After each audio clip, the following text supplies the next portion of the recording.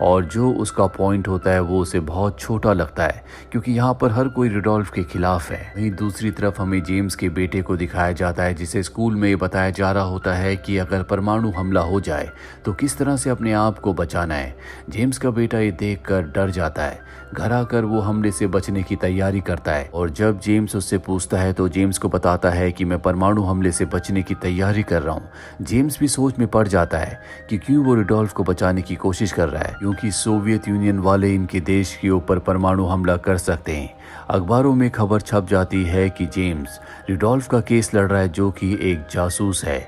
इसीलिए जब भी वो कहीं भी ट्रैवल करता है हर कोई उसे नफरत भरी नजरों से देखता है और जेम्स को इस बात से कोई फर्क नहीं पड़ता। वो अपना काम ईमानदारी से करता है। रुडोल्फ के ऊपर कई सारे ट्रायल्स चलते हैं और कई सारे ट्रायल्स होने के बाद रुडोल्फ को दोषी पाया जाता है और जज कहता है कि जल्दी रुडोल्फ को सजाए मौत सुनाई जाएगी। ये सुनकर सब के सब लोग खुश हो जाते हैं। कोर्ट से निकलने के बाद जेम्स रुडोल्फ के पास जाता है और कहता है कि अभी फाइनल वर्डिक्ट नहीं आया, तुम चिंता मत करो, मैं तुम्हें सजाए मौत नहीं होने दूंगा। पर रुडोल्फ बहुत ज्यादा शांत होता है, उसे मरने से डर नहीं लगता। दरअसल उसे सजा से कोई भी फर्क नहीं पड़ता। और इसके बाद जेम्स जज के घर जाता है और जज से कहता है कि अगर रुडोल्फ मारा गया, उसे सजाए मौत हो गई, तो इसमें हमारा ही नुकसान है क्योंकि हम उससे बहुत सारी इन्फॉर्मेशन निकाल सकते हैं। आपको भी इस बारे में सोचना चाहिए।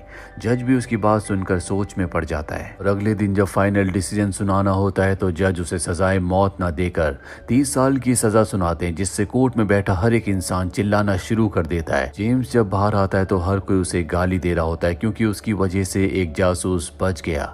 उसका सीनियर भी उससे कहता है कि तुमने बहुत बड़ी गलती की, तुम्हें रुडोल्फ को नहीं बचाना चाहिए था। और जेम्स ने वही किया जो उसका कर्तव्य था। इसके बाद जेम्स रुडोल्फ से मिलने के लिए जाता है। रुडोल्फ कहता है कि तुमने मेरी जान बचाई, इसलिए मैं तुम्हारा शुक्रगुजार हूँ, लेकिन यहाँ पर अब तुम्हारे खिलाफ हर कोई इंसान है। तुम्हें अपनी और अपने परिवार की रक्षा करनी होगी। अमेरिकन लोग तुम्हें नहीं छोड़ेंगे। रात को रुडोल्फ की बेटी को दिखाया जाता है जब वो टीवी देख रही होती है, तभी उनके घर पर गोलियां चलना शुरू हो जाती है और सबकी किस्मत अच्छी होती है कि किसी को भी गोली नहीं लगती। जेम्स भी बहुत ज्यादा डर जाता है, जिसके बाद वो पुलिस को यहाँ पर बुलाता है और कहता है कि मुझे प्रोटेक्शन चाहिए। पुलिस ऑफिसर कहता है कि तुम्हारे साथ जो कुछ हो रहा हो बिल्कुल सही हो रहा है, तुम देश के गद्दार हो। वहीं दूसरी तरफ हमें CIA के एक ऑफिसर को दिखाया जाता है जिसने कुछ पायलट्स को तैयार किया होता है।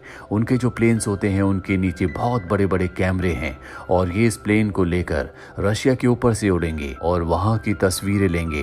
दरअसल प्लेन को बहुत ज्यादा हाइट पर उड़ाना है, इसीलिए इनका मानना है कि रशियंस इन्हें नहीं देख सकते और अगर इन्हें देख लिया गया तो किसी भी कीमत पर इन्हें वापस आना होगा या अपने प्लेन को डिस्ट्रॉय करना होगा। वो पायलट अपना प्लेन लेकर रशिया के ऊपर से उड़ रहा होता है और जब वो रशिया की फोटोज ले रहा होता है तभी एक मिसाइल उसके प्लेन से टकराती है। वो अपने प्लेन को डिस्ट्रॉय करना चाहता है पर ऐसा नहीं कर पाता, इसीलिए उसे प्लेन से बाहर निकलना पड़ता है और पैराशूट से वो रशिया के ऊपर लैंड कर जाता है।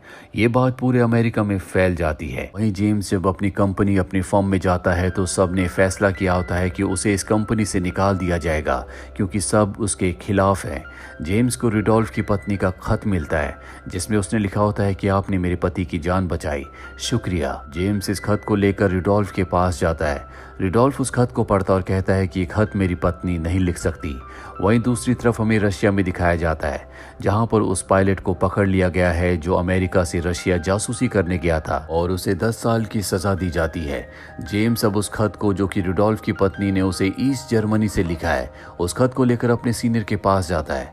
उसका सीनियर कहता है कि ये कोई खत नहीं है बल्कि ये हमारे लिए एक मैसेज है जो हमें ईस्ट बर्लिन से आया है। तुम वहां जाओ और पता लगाओ कि ये डील कौन करना चाहता है। हम लोग वहां नहीं जा सकते क्योंकि हम वहां गए तो हमारी जान को खतरा होगा। और अब जेम्स इस डील को करने के लिए वहां जाने के लिए मान जाता है। वहीं ईस्ट बर्लिन में हम एक अमेरिकन स्टूडेंट को दिखाया जाता है जो दीवार पार करके अपनी गर्लफ्रेंड से मिलने के लिए चला जाता है। वहां पर उसे सोवियत यूनियन वाले पकड़ लेते। हालांकि वो कहता भी है कि मैं एक स्टूडेंट हूँ, पर उसकी कोई बात नहीं सुनी जाती और उसे अरेस्ट कर लिया जाता है। और अब जेम्स भी बर्लिन पहुंच जाता है। जेम्स को बताया जाता है कि तुम्हें किसी भी कीमत पर हमारे पायलट को वापस हासिल करना देखना होगा।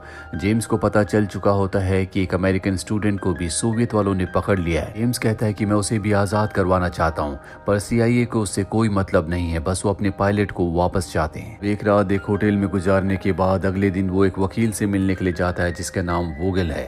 दरअसल जो लेटर उसे मिला था उसमें वोगल का भी नाम था। वोगल उसे रुडोल्फ की फैमिली से मिलाता है जो सब के सब उसका शुक्रिया अदा करते हैं, लेकिन जल्दी वो समझ जाता है कि ये रुडोल्फ की फैमिली नहीं है। इसीलिए वो रशियन एम्बेसी के चीफ से मिलता और कहता है कि हम आपके साथ डील करना चाहते हैं, आपको हमारे पायलट को छोड़ना होगा, बदले में हम रुडोल्फ को छोड़ने के लिए तैयार है।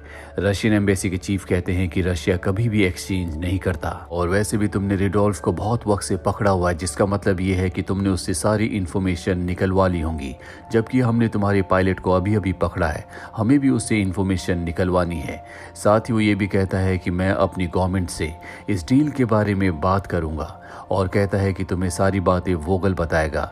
दरअसल इससे पहले जिस वकील से वो मिला था वो असली नहीं था। एम्बेसी का चीफ उसे वोगल का एड्रेस देता है। वोगल का यही काम होता है कि वो दो देशों के बीच में डील करवाता है, और अब जेम्स वोगल से मिलने के लिए जाता है। वोगल कहता है कि मैं तुम्हारी डील करवा दूंगा, तुम्हें तुम्हारा पायलट मिल जाएगा, बदले में तुम्हें रुडोल्फ को छोड़ना होगा। लेकिन जेम्स चाहता है कि अमेरिकन स्टूडेंट को भी छोड़ दिया जाए। वोगल कहता है कि इस बात पर मैं श्योर नहीं हूँ कि रशियन उसे छोड़ेंगे या नहीं, और जेम्स किसी भी कीमत पर उस मासूम स्टूडेंट को छुड़ाना चाहता है। इसीलिए वो रशिया के सीनियर ऑफिसर से कहता है या तो तुम्हें दोनों को छोड़ना होगा या हमारे बीच कोई भी डील नहीं होगी। इस बात से सब सोच में पड़ जाते हैं। साथ ही सबको पता चल जाता है कि किस तरह से जेम्स अमेरिकन स्टूडेंट को छुड़ाने के लिए संघर्ष कर रहा है। जल्दी जेम्स को रशिया से कॉल आता है और वो कहते हैं कि हम दोनों को छोड़ने के लिए तैयार हैं। इसके बाद इनकी डील एक ब्रिज के ऊपर होना तय होती है। रुडोल्फ को भी वहां पर लाया जाता है जो जेम्स के साथ होता है। एक तरफ से रशियन पायलट को और स्टूडेंट को छोड़ते हैं और यहाँ से जेम्स और रुडोल्फ को छोड़ा जाता है। रुडोल्फ जेम्स को कहता है कि शुक्रिया, मैंने तुम्हारे लिए एक गिफ्ट छोड़ा है, और इसके बाद ये दोनों के दोनों एक दूसरे के कैदियों को एक्सचेंज कर लेते हैं।